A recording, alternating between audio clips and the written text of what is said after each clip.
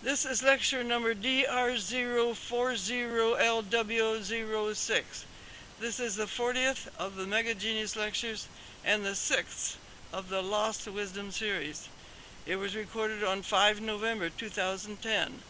The title of this lecture is Past Life Recall. It is 31 minutes long. Copyright 2010 by Mega Genius. All rights reserved. This lecture is protected by internationally valid copyright.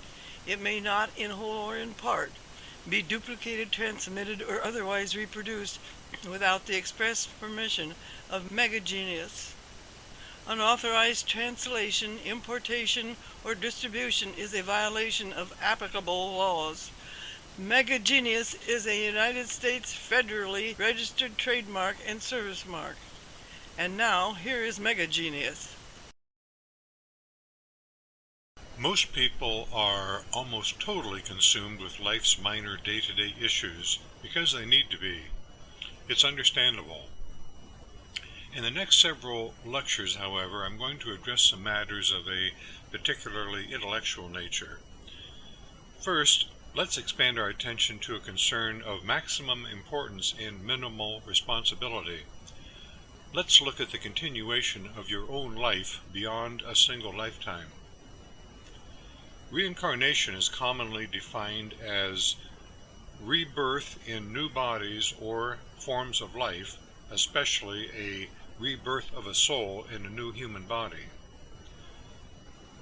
Let's use the term life entity rather than the word soul to avoid any erroneous concepts about the soul, such as that it is something that one has, as opposed to it being the actual life and personality that is the individual. Again, the life entity is the person and personality that he knows himself to be who inhabits a machine. On some planets, many life entities inhabit extremely mechanical bodies, like what you might imagine to be an exceedingly high-tech robot. On Earth, in these times, a life entity normally moves from human meat body to human meat body. Many people talk about out-of-body experiences, known as OBEs. Usually such a person is undergoing a major operation or in the midst of some other life-threatening occurrence, and he separates from his body. That normally does not happen too easily, but when the body's immediate death appears inevitable, and particularly when a substantial increase in pain seems certain, the being will often take off, as if to say, "That's it, I'm out of here." Of course, that is an OBE, but unless the being re-enters the body later and tells someone about it, no one except the being himself knows that it occurred. Any time that someone leaves his body for good, and it has been declared dead, obviously an OBE has transpired. Incidentally, most people who wear glasses and commit suicide by jumping from tall buildings take off their glasses first. I suppose they don't want glass fragments in their eyes, and the act becomes even more nonsensical when you understand that probably 99% of the people who do that have left their bodies anyway before they hit the ground to avoid the anticipated pain. Well, regardless, very few people know much about OBEs that is factual, and fewer still know anything about them that is true. Yet it is a fascinating and valid subject for study, which I have studied thoroughly for more than 40 years. To eliminate confusion, I will address three subjects: astral projection, remote viewing, and life entity separation. Astral projection is the process of supposedly projecting one's soul or spirit out from one's physical body, often while one is in a trance or dreamlike state. The trance or dreamlike state is just an unnecessary and complicating factor introduced by those who do not understand what they are doing or attempting to do. In addition, if a person thinks that he is projecting himself out from his physical body and can see himself moving about in some other physical appearing form, referred to as an astral body, then he is deceiving himself, since one cannot look from oneself toward oneself. In other words, who is projecting the astral body and from where is it being viewed? A person who is separated from his body never thinks, I'm over there. He would only think, I'm here. An astral body is merely an unnecessary via.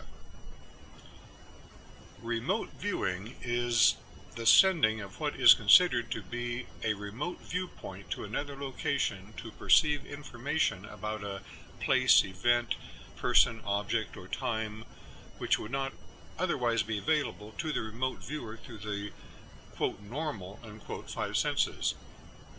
It is not very different from astral projection, except that no quote mentally created physical body unquote is being sent, just an imagined or mentally created remote viewpoint.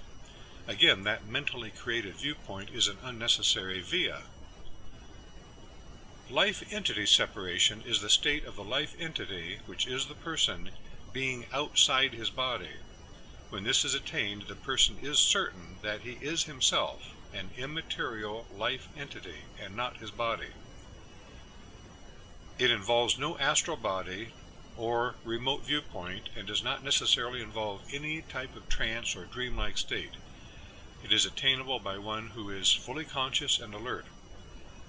Depending on various electronic factors, the person who is separated from his body may see, hear, smell, touch, taste, and experience some 4 dozen other senses, such as sensing the density of materials, sensing magnetic waves, etc.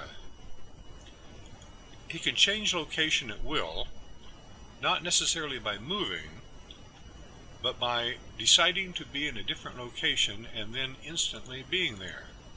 Or he can, quote, move, unquote, if he so prefers. Usual physical barriers do not limit him. He can, while separated, know who he is, every place that he has been, and everything that he has done, and has the freedom to do many things that he could never do before. If his body has not been physically incapacitated, he can run it from outside the skull even better than he could operate his body while he was trapped inside of it. By far the most valid study of the three, astral projection, remote viewing, and life entity separation, is life entity separation. When one experiences the death of his or her body, it is very much as if the person floated out of a heavy uniform. He is still every bit himself. The uniform was just a uniform, or rather the body was just a machine, which typically was not working too well at that time. People usually have the concept that if a life entity were to give up a body and then move into and take over another one, that subsequent body would necessarily look much like the previous one, which is not true. It is a crazy concept with no rational basis. The reason that they think that a new body would have to resemble the old body is because they identify so closely with being a body. Sometimes I think that they would expect Adolf Hitler to have been reborn as an infant in Baby Bunting with a tiny Charlie Chaplin mustache. Without the interference of a truth distortion lens and any misleading religious considerations, changing bodies is much like taking off a soccer uniform and then walking into another room and putting on an American football uniform. One usually forgets about his previous uniform and experiences, and everyone suddenly identifies him as a different person due to his new uniform. However, he is still the same person, with the same kind of likes and dislikes, and the same personality, and with all the suppressed memories. There are certain probabilities. The life entity who has left a body will tend to assume a new body in the same general vicinity. Although the sex of the new body may change, it is unlikely. The race may also change, but again, usually it will not. The lifetimes of a life entity are similar because the person, with the same personality, is the same sentient entity. He will tend to like the same foods, the same kinds of people, the same parts of the world, the same professions, and so on. Additionally, he will dislike most of the same things. I say most because one has the option of changing his opinions. Moreover, a life entity's existence will tend to revolve around 2 or 3 professions. For example, he might spend a lifetime as a writer, then one as a carpenter, then a gardener, then writer, then gardener, then writer, and then carpenter, etc. Okay, so every person has lived other lives, thousands of them. So why does he not remember them? Well, let's see. In Joe's last lifetime, he had a loving wife, a good job, and a beautiful garden, and a dog. He even had 2 children and a couple of attractive grandchildren. Things went pretty well in that lifetime. He didn't die early on in an accident, and he didn't pass away from a lingering illness. However, one of his children, Sam, was mentally handicapped. If Joe remembered that now, he ought to accept some responsibility for having fathered that child and find out how Sam is doing nowadays, and perhaps help support Sam if he needs it. Of course, he has plenty of bills already, so it's easier just not to remember. Joe also made some mistakes in his last lifetime, such as stealing all the offerings that time out of a church collection plate when he was alone with the donations in the church basement, and poisoning the neighbor's dog that never stopped barking, or almost never. Finally it did. And telephoning the police on his sister just to get even with her. Nobody ever knew who had done that. Oh yes, and there were some other dishonest things that he did, which he would prefer to not think about. Joe was a good person, you understand, but did some things throughout his last lifetime that he should not have done, and a few of which would be painful to face. And there was that much earlier lifetime, almost 400 years ago, when he, got so enraged with his wife then that he gave her that little nudge right by the edge of that cliff. That was quite a drop.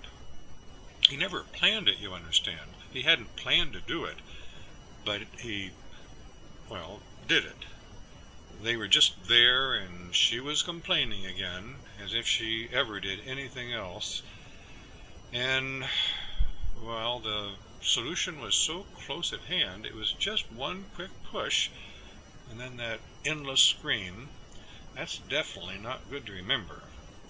In fact, today, life is just so much easier if Joe doesn't remember those things at all. He cannot recall any of it, you understand. Even a moment back then when everything was fine. Because if he does, that means that there was a whole lifetime back then. And that opens the door to... let's just keep that door closed really tightly. So, that is a major reason a person does not accept responsibility for any past lives and consequently does not remember. It is so much easier not to recall.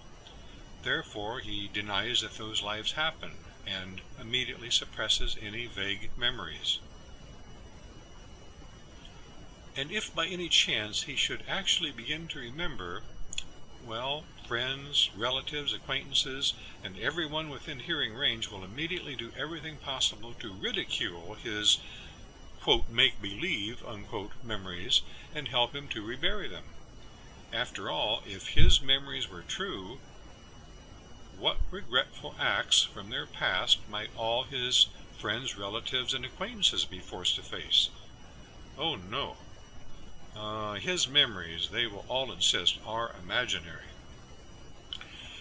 The most basic reason one does not recall anything prior to his current lifetime is a lack of responsibility. Essentially, he chooses not to accept responsibility for any identities that he had and for what, as those identities, he did and failed to do.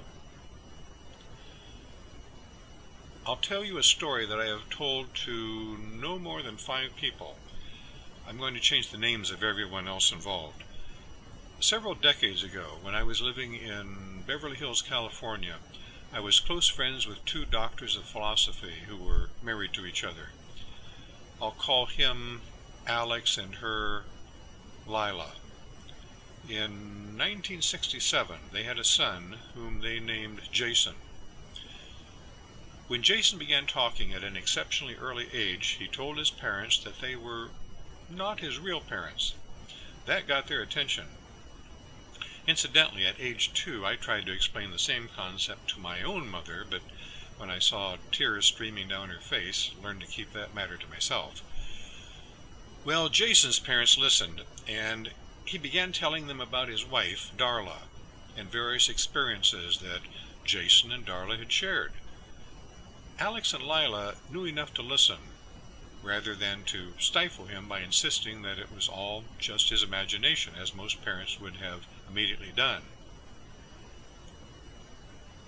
By age 3, Jason had become quite concerned that he had heard nothing from his past life wife, Darla, and began insisting that Alex and Lila find out about how she was doing. Jason then told them that his name had been Tom Stratford, and also told them the name of the town in which he had lived in the state of Florida, some 2,500 miles or 4,000 kilometers across the continent. Alex and Lila investigated and found that there was a woman named Darla Stratford who was living in that town in Florida. They then telephoned her and established that her husband had passed away several years before and that his name had, in fact, been Thomas. Then, after 3-year-old Jason and gray-haired Darla had been permitted to speak to each other on the telephone for a few minutes, convincing Darla that somehow her deceased husband really did seem to be alive, Darla flew to Los Angeles to meet Alex, Lila, and little Jason. Within moments after they had met, Jason and Darla began reminiscing about dozens of places that they had been to together and numerous personal experiences that they had shared, as they even kept finishing each other's sentences. It was apparent to everyone that Jason was convinced that Darla was his former wife from a recently completed previous lifetime, and that Darla was convinced that her recently deceased husband, Tom, was now residing in little Jason's body. Each party was well off, with nothing to gain financially from the other. However, because everyone was thoroughly satisfied that the life entity who had lived as Tom in Florida was now inhabiting the body known as Jason in California, and as everyone got along well together, and as Darla was able to financially care for herself and was not interested in remarrying, Alex, Lila, and Jason agreed that Darla would live with them. Consequently, Darla sold her residence in Florida and moved in with Alex, Lila, and Jason in Los Angeles, California. I knew all of them well in the early 1970s and saw them in their home at least once a week due to business dealings that I had with Alex. He and Lila were each about 28 years old. Jason was then about 5 and Darla was about 65.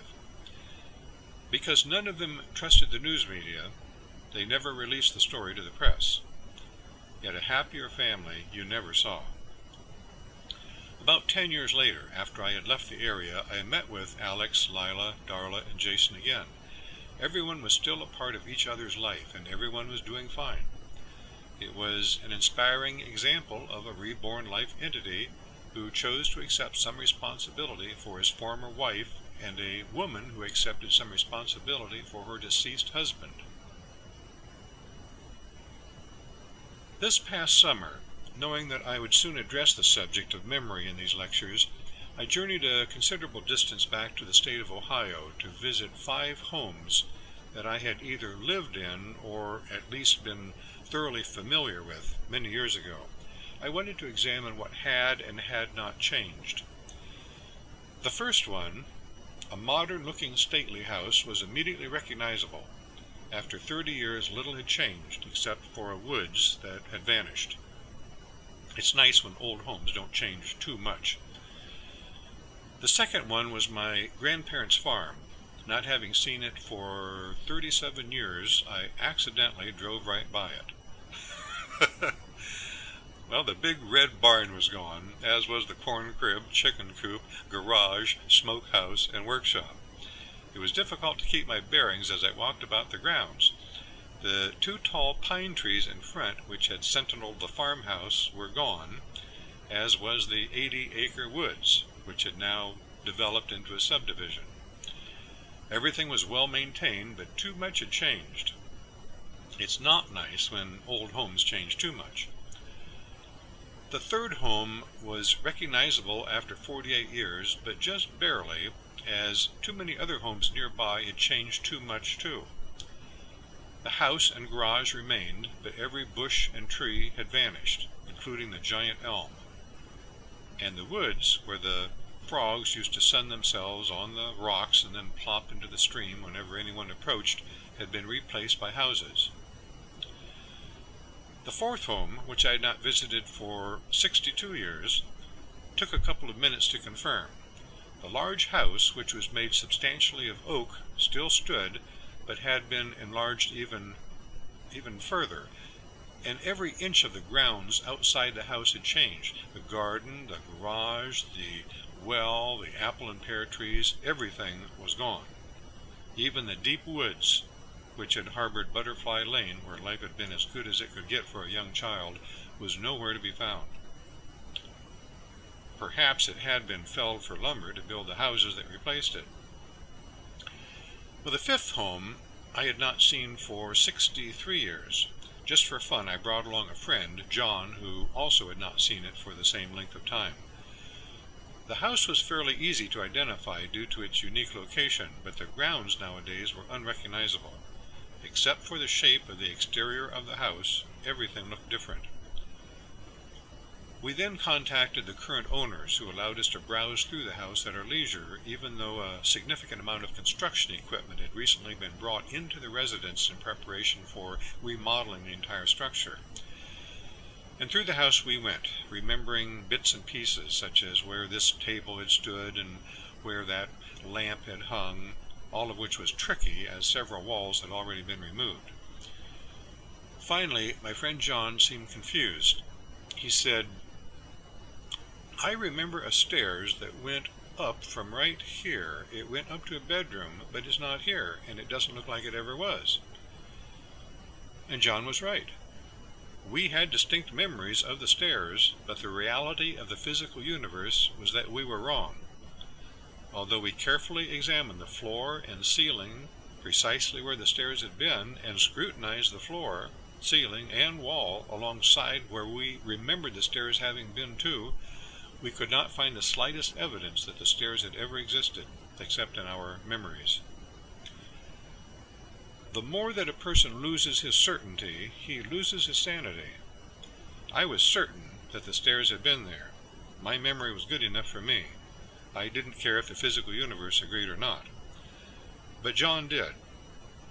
As we were walking out of the house, I could see that he was perplexed and distressed.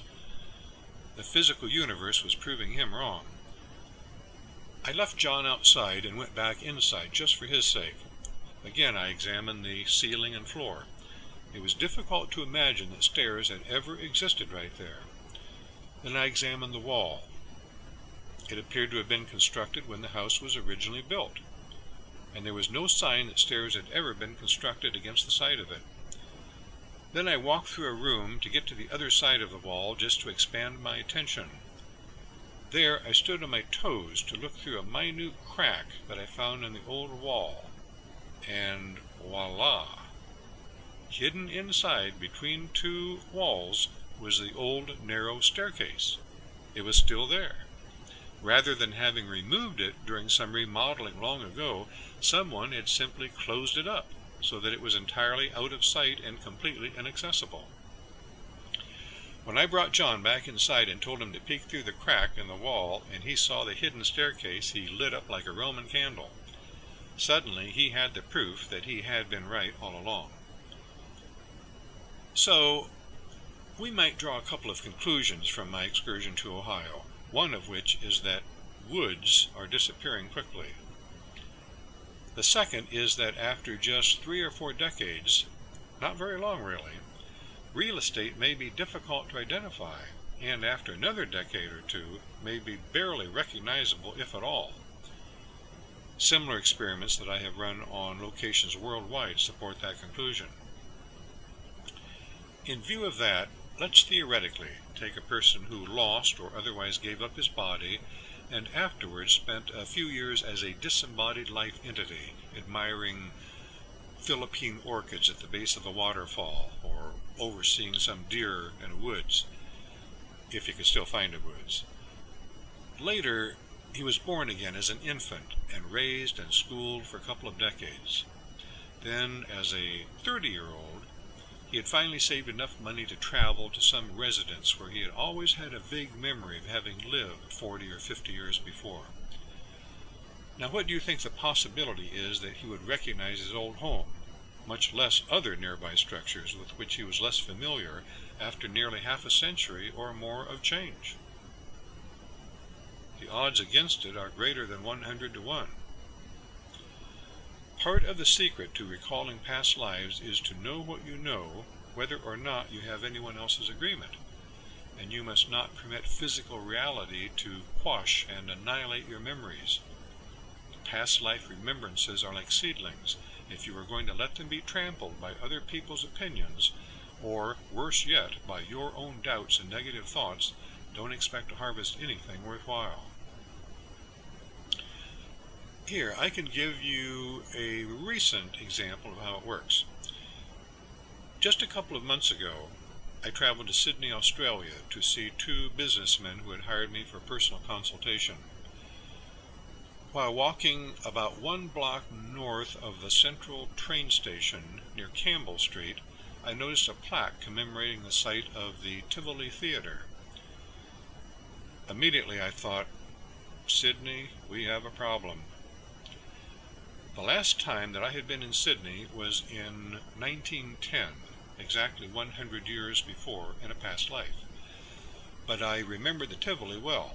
4 stories of turquoise, silver, and gold magnificence. But it had not been at that location on Campbell Street. It had been 8 blocks north of there on Castlereagh Street, just a few blocks south of Sydney Harbour, where today we have the iconic Sydney Opera House. Something was wrong with the plaque. Grand theaters don't just get up and walk 500 meters, or almost a mile, away.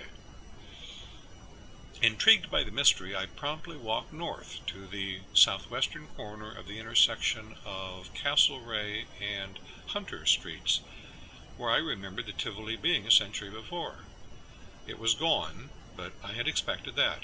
Most buildings in Sydney that are more than a century old no longer exist.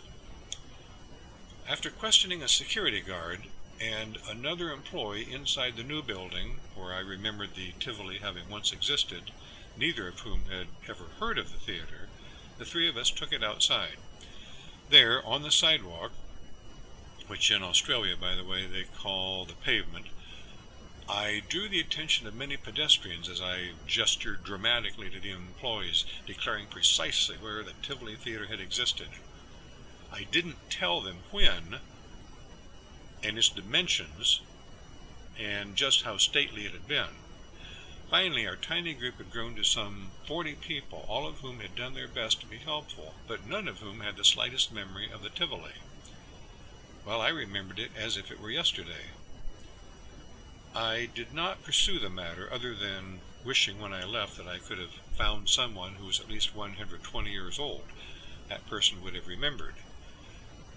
I knew what I knew, and was merely interested in learning what had happened to the Tivoli, and when, and especially why a plaque commemorated the theater's location at a site nearly a mile from where I remembered the theater having been.